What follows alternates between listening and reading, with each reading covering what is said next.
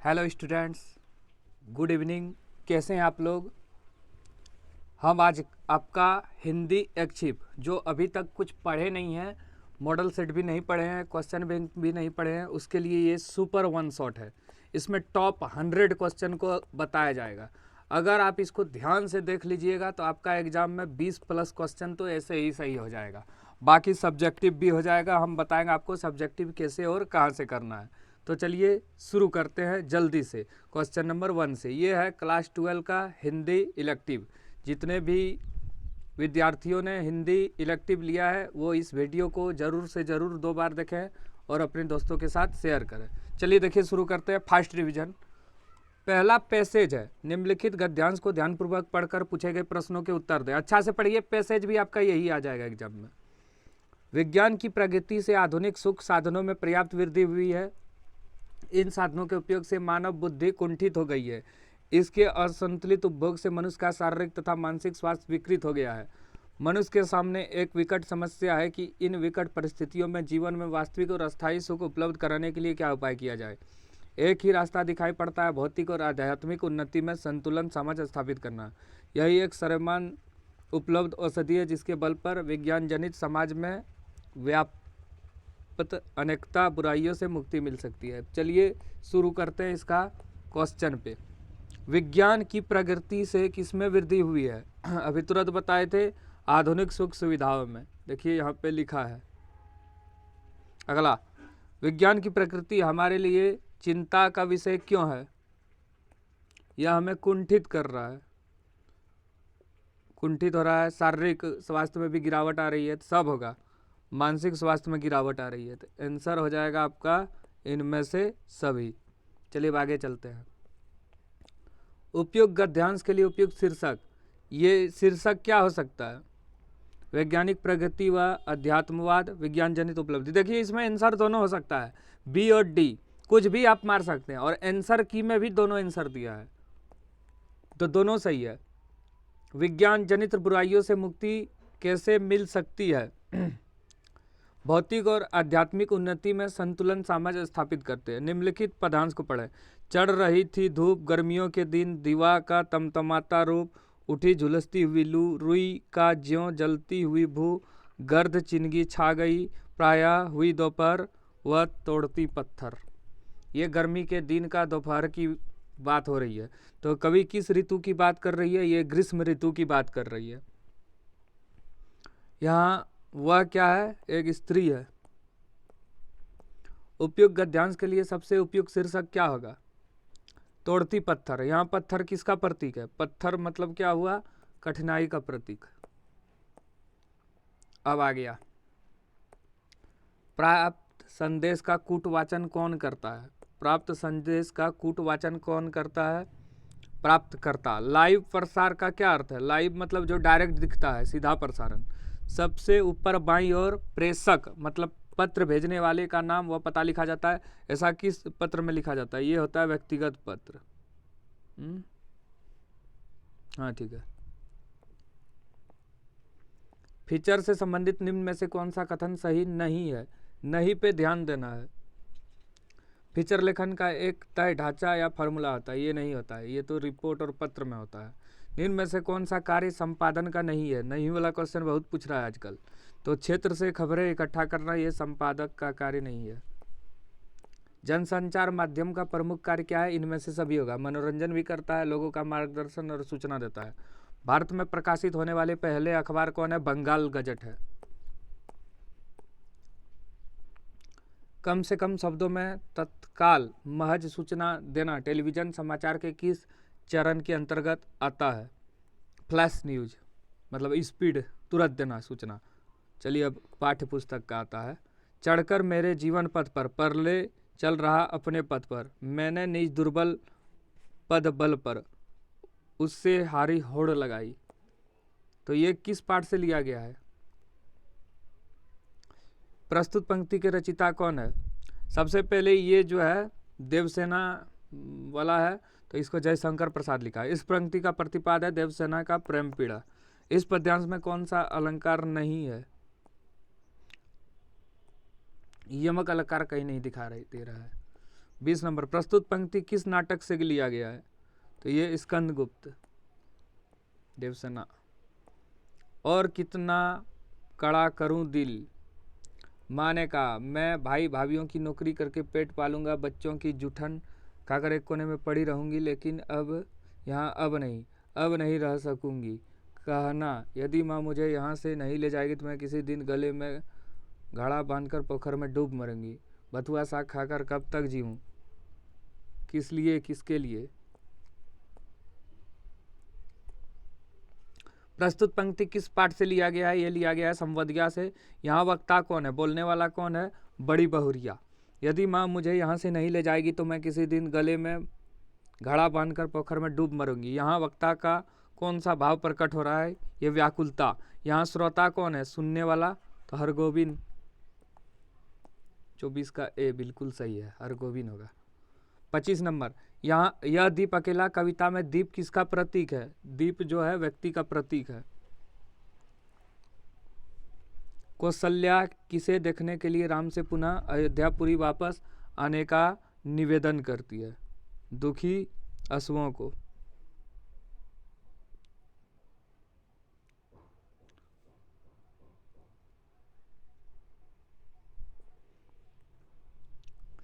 चार हाथ लघु कथा किसके शोषण को उजागर करती है? मजदूरों को।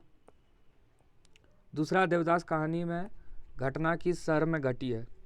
हरिद्वार में। सूरदास की झोपड़ी शीर्षक पाठ किस उपन्यास का अंश है? ये रंगभूमि का है। लेखक ने खाऊ उजाड़ू सभ्यता किसे कहा गया है? तो लेखक ने खाड़ू उजाड़ू सभ्यता किसे कहा गया है और किसे क्यों कहा है? जीवन मूल्यों को ताक कर रखकर विकास की औंधी दौड़ में शामिल होने को। ठीक है, सेट 1 हो गया। चलिए अब सेट 2 पे चलते हैं, पूरा सेट करा देंगे आज इसी वीडियो में। चलिए अब आगे देखिए, 2025 का भी मॉडल सेट को इसमें इंक्लूड किया गया है। जो नहीं ऑफिशियल मॉडल सेट देखे हैं यहाँ से देख सकते हैं आप लोग। ध्यान रहे ये सभी मॉडल सेट का निचोड़ है। निम्नलिखित गद्यांश को ध्यानपूर्वक पढ़कर दिए गए प्रश्नों का सही उत्तर लिखें। प्रकृति हमारे जीवन का आधार है, लेकिन वर्तमान समय में इसका अत्यधिक दोहन हो रहा है। पेड़ पौधे की अंधाधुंध कटाई, जल और वायु प्रदूषण तथा औद्योगिक विकास ने पर्यावरण को गंभीर क्षति पहुंचाई है। इसका दुष्परिणाम न केवल वर्तमान पीढ़ी बल्कि आने वाली पीढ़ी को भी भुगतना पड़ेगा। हमारी जिम्मेदारी की है कि हम प्रकृति के साथ सामंजस्य स्थापित करें और संसाधनों का विवेकपूर्ण प्रयोग करें। हमें यह समझना होगा कि प्रकृति का संतुलन बनाए रखना न केवल हमारे स्वास्थ्य बल्कि पूरे पारिस्थितिकी तंत्र के लिए अनिवार्य है। प्रकृति का अत्यधिक दोहन कैसे हो रहा है? तकनीकी प्रगति और औद्योगिक विकास, यही होगा सही। पर्यावरण को नुकसान पहुंचाया जा रहा है जल और वायु प्रदूषण से। प्रकृति के संरक्षण का मुख्य उद्देश्य क्या है? प्रकृति के संरक्षण का मुख्य उद्देश्य क्या है? पारिस्थितिकी तंत्र का संतुलन बनाए रखना। पर्यावरण संतुलन बनाए रखने के लिए मनुष्य को क्या करना चाहिए? प्रकृति के साथ सामंजस्य स्थापित करना चाहिए। निम्नलिखित पद्यांश को ध्यानपूर्वक पढ़कर दिए गए प्रश्न को उत्तर दें। पृथ्वी पर मानव का जीवन है प्रकृति का अनुपम देन, वृक्ष नदी पर्वत सागर सब में बसता सृष्टि का जतन। सृष्टि मतलब संसार होता है, दुनिया होता है। यदि करेंगे हम इसका दोहन, खो देंगे सब स्वाभाविक धन, सोच समझकर कदम उठाए तभी बचेगी धरती जन जन। चलो अब शुरू करते क्वेश्चन नंबर। पद्यांश के अनुसार पृथ्वी पर मानव का जीवन किसकी देन है? प्रकृति की अनुपम देन। पद्यांश में किसे सृष्टि का जतन बताया गया है?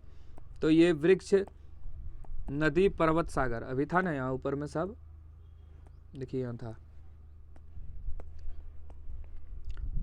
7 नंबर, पद्यांश के अनुसार यदि प्रकृति का दोहन किया जाए तो क्या होगा? पृथ्वी का स्वाभाविक धन खत्म हो जाएगा। धरती को बचाने के लिए पद्यांश में क्या सुझाव दिया गया है? सोच समझकर कदम उठाने का। चलो अब आगे देखते हैं। अभिव्यक्ति और माध्यम, इससे बहुत सारा क्वेश्चन एग्जाम में मिलेगा आपका। व्यक्तिगत पत्र किस प्रकार का पत्र है? ये अनौपचारिक पत्र है, औपचारिक नहीं। औपचारिक पत्र में आता है जो लिखा जाता है ये किसी जैसे हेडमास्टर को लिखते हैं, प्रार्थनाध्यापक को या कोई भी सरकारी पदाधिकारी को, तो वो औपचारिक होता है। अनौपचारिक में मित्र रिश्तेदार सगे संबंधी आता है। रचनात्मक लेखन में सबसे महत्वपूर्ण गुण क्या है? शब्दों का सही उच्चारण। मुद्रित माध्यम का सबसे महत्वपूर्ण तत्व क्या है? मुद्रित मतलब क्या होता है? मुद्रित मतलब होता है जो पेपर में छपा होता है, तो लेखन होता है इसका। इलेक्ट्रॉनिक माध्यम में कौन सा प्रमुख उपकरण आएगा? रेडियो। ये सब इलेक्ट्रॉनिक नहीं है। सामूहिक संचार का प्रमुख उद्देश्य क्या है? ये मनोरंजन भी करता है, शिक्षा प्रदान करता है और सूचना देता है, तो उपयुक्त सभी, डी नंबर हो जाएगा इसका आंसर। इंटरनेट किस प्रकार का संचार माध्यम है? इंटरनेट क्या है? यह डिजिटल माध्यम है और सबसे नया भी है। टीवी पर समाचार किस माध्यम का उदाहरण है? दोनों है, श्रव्य दृश्य। सिर्फ श्रव्य रेडियो है और श्रव्य दृश्य टीवी है, टेलीविजन। इसमें हम लोग सुन भी सकते हैं और देख भी सकते हैं। अब 16 नंबर चलिए। समाचार पत्र का सबसे बड़ा लाभ क्या है? हमेशा उपलब्ध रहता है, सस्ता होता है, विस्तृत जानकारी, उपयुक्त सभी, डी नंबर होगा। चलिए अब किताब का।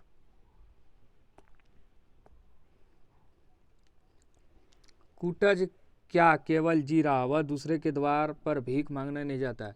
कोई निकट आ गया तो भय के मारे अधमरा नहीं हो जाता। नीति और धर्म का उपदेश नहीं देता फिरता। अपनी उन्नति के लिए अफसरों का जूता नहीं चाटता फिरता। दूसरों को अवमानित करने के लिए ग्रहों को खुशामद नहीं करता। आत्मोन्नति हेतु नीलम नहीं धारण करता। अंगूठी की लड़ी नहीं पहनता। दांत नहीं निपोरता। बगले नहीं झांकता। जीता है और शान से जीता है। काहे बातें किस उद्देश्य से, कोई नहीं जानता, मगर कुछ बड़ी बात नहीं, स्वार्थ के दायरे से बाहर की बात। भीष्म पितामह की भांति अभूत की भाषा में कह रहा है चारों, चाहे सुख हो या दुख, प्रिय हो या प्रिय, जो मिल जाए उसे शान के साथ हृदय से बिल्कुल अपराजित होकर सोल्लास ग्रहण करे, हार मत मानो। कूटज के बारे में क्या बताया गया है? कूटज शान से जीता और अपने कर्तव्यों को निभाता है, बी नंबर। लेखक के अनुसार कूटज किस तरह से जीता है? लेखक के अनुसार कूटज किस तरह से जीता है? वह शान से और बिना किसी स्वार्थ के। गद्यांश में कूटज का जीवन किस प्रकार के सिद्धांतों से प्रेरित है? तो नीति, धर्म और शान के सिद्धांतों से। लेखक ने भीष्म पितामह और अवधूत की भाषा में क्या संदेश दिया है? सुख या दुख, प्रिय या प्रिय, जो भी मिले उसे शान से स्वीकार करना चाहिए। चलिए अब आगे चलते हैं। ये पद्यांश है। श्रमित स्वप्नों की मधुमाया में, गहन विपिन की तरु छाया में, जंगल, पथिक उन्नति सुरती में किसने यह विहाग की तान उठाई? लगी सतृष्ण दीठ थी सबकी, रही बचाए फिरती सबकी, मेरा आशावा बावली, तूने खोदी सकल कमाई। श्रमित स्वप्न की मधुमाया, इसका अर्थ क्या होता है? सपना जो भ्रम और उज्जलों में बदल जाता है। मेरी आशा आह बावली, तूने खोदी सकल कमाई। पंक्ति में कवि किसकी आलोचना कर रहा है? अपनी आशा की। गहन विपिन की तरु छाया में, इसका अर्थ क्या होता है? अंधेरे में घिरी हुई कठिनाई। प्रस्तुत पद्यांश जो है किस पाठ से लिया गया है? देवसेना का गीत। मुक्त छंद के प्रवर्तक कवि कौन माने जाते हैं? सूर्यकांत त्रिपाठी निराला। किस शहर में वसंत अचानक आ गया? बनारस में। 26 का डी। 27 नंबर चलते हैं। प्रेमघन की छाया स्मृति किस निबंध शैली में लिखा गया है? संस्मरणात्मक। हरगोविंद और बड़ी बहुरिया जिस गांव में रहते थे उसका नाम क्या है? जलालगढ़। सूरदास की झोपड़ी किस उपन्यास का अंश है? रंगभूमि। चलिए लास्ट क्वेश्चन। बिस्कोहर की माटी के लेखक कौन है? बिस्कोहर की माटी के लेखक है विश्वनाथ त्रिपाठी। हो गया 2 सेट आपका पूरा तरह से कंप्लीट। अब चलिए सेट 3 पे आते हैं। टॉप 100 प्लस क्वेश्चन हो जाएगा आपका सब मिला के। चलिए देखिए शुरू करते हैं। चलिए अब सेट 4, 3 सेट। वर्तमान शिक्षा पद्धति के अंतर्गत हम जो विद्या प्राप्त कर रहे हैं उसकी विशेषता को सर्वथा नकारा नहीं जा सकता। यह शिक्षा कुछ सीमा तक हमारे दृष्टिकोण को विकसित भी करती है, हमारी मनीषी को प्रबुद्ध बनाती है तथा भावनाओं को चेत करती है। किंतु कला, शिल्प, प्रौद्योगिकी आदि की शिक्षा नाम मात्र की होनी के फलस्वरूप इस देश के संस्कारों के लिए जीवोत्पादन टेढ़ी खीर बन गया और बृहस्पति बना युवक नौकरी की तलाश में अर्जियां लिखने में ही अपनी जीवन का बहुमूल्य समय बर्बाद कर देते हैं। मतलब ये वर्तमान शिक्षा पद्धति जो है उसके बारे में है। वर्तमान समय में दी जाने वाली शिक्षा की विशेषता इनमें से कौन सी है?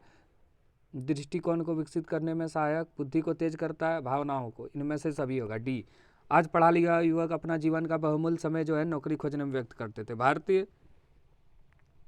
भारतीय विद्यार्थी को दी जाने वाली शिक्षा का प्रथम सोपान है।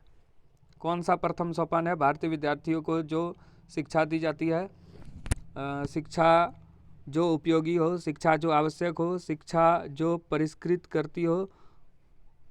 तो क्या होगा इसमें? शिक्षा जो आवश्यक हो। टेढ़ी खीर बन जाना मुहावरा का अर्थ क्या है? ये कठिन काम। चलो आगे चलते हैं, ये पढ़ना है पहले। युग युग तक चलती रही कठोर कहानी, रघुकुल में थी एक अभागी रानी। निज जन्म जन्म में सुने जीव यह मेरा धिक्कार, उसे था महास्वार्थ ने घेरा। 100 बार धन्य वह एक लाल की माई, जिसे जननी ने की जन भरत सा भाई। पागल सी प्रभु के साथ सभा चलाई, 100 बार धन्य वह एक लाल की माई।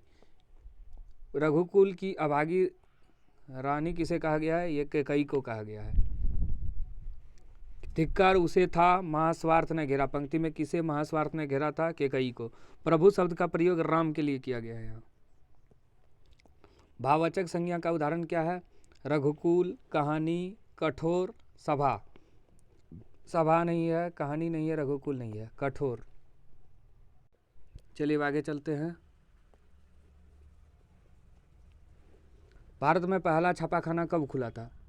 भारत में पहला छापाखाना 1556 में खुला था, गोवा में। जनसंचार के आधुनिक माध्यम में सबसे पुराना प्रिंट माध्यम है। मुद्रण की शुरुआत सबसे पहले चीन में हुई थी। तुरंत घटी घटनाओं की जानकारी जनसंचार के किस माध्यम द्वारा दिया जाना संभव नहीं है? तो ये समाचार द्वारा। समाचार पत्र एक दिन बाद आता है। समाचार शैली क्या कहलाती है? उल्टा पिरामिड श्रेणी। समाचार पढ़ने वाले को वाचक बोलते हैं, एंकर।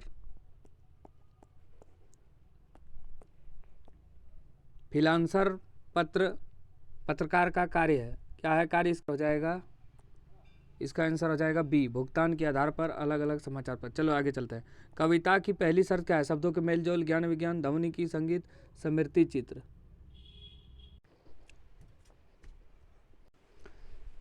कविता की पहली शर्त क्या है? शब्दों के मेलजोल। साहित्य की कौन सी विधा पढ़ने सुनने के साथ देखने में तत्व को भी अपने अंदर समेटे हुए है? तो ये होगा नाटक। कहानी का संकेत बिंदु क्या होता है? संकेत बिंदु होता है कथानक। ठीक है, आपका हो गया। इसको देखिए,